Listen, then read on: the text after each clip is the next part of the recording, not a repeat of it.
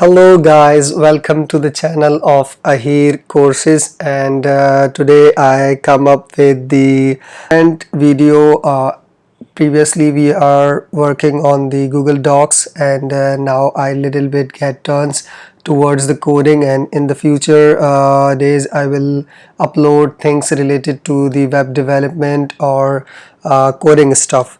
So today we will discuss about the lead code, which is the coding platform for preparing interview. So this is the platform where all the people who are preparing for their coding interview, they can get and practice here a lot of questions. This is very awesome platform to with having built-in compilers and for different languages like C++, Java, Python, JavaScript, and many others. So every developer love if they are going to prepare for their interview. So without any further ado, let's I can explore you with this website. So first of all, I can sign in as usual on every website. So there is two ways to log in. Like first we can use our email or password, another is social login. For that purpose I have already my login account with GitHub, a connected account, so I can log in with the GitHub. Or you don't have any account, you can simply click on sign up and then enter your data to make an account. So here I will click on the GitHub. It will redirect me to the page where I can log in.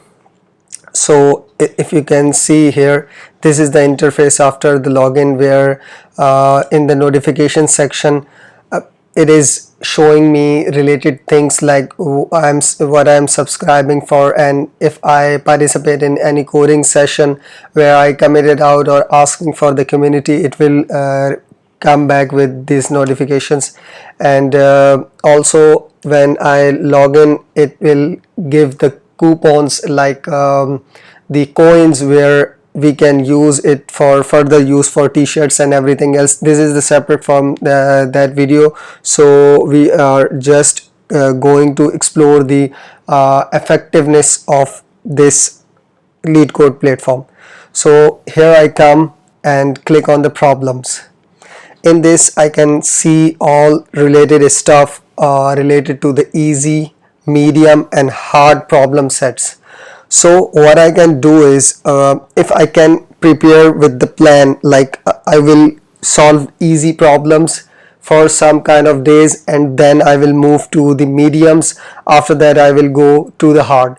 So if you can plan like this, so here you can assign with filter all the content related to easy, medium, and hard. Now when we are learning about the data structure and algorithm, which is the core foundations of computer science, so what we can do is divided our chapters by chapters into the sessions. Like first of all we learn about the array, then linked list, and then string, hash, table. Like this we are going, I'm not going deep dive into the data structure. So what I can do is here I see all the related easy, medium, and hard question list, which is pretty long. Okay, and this session, the company session, show me the tags, who is the company who asking for that kind of interview. Like if I'm selecting some question, so what I will get is Amazon asked this question 1278 times, Google asked this for 1229 times, like this. So this is the calendar for motivation. And now let me show you the filter of the questioning. What I can do is I can list first of all. For example, after 3 months I have an interview, so I can select top 10 top 100 liked questions or top interview questions. So for my suggestion I can set the top interview questions. And then the difficulty level. In the difficulty level, first I will filter all the easy problems in a list, and then status wise I want to do solve or attempt, I don't need it. And tag wise, I definitely, it is important, because when I as a beginner I will start with the array, so I want only arrays type of questions.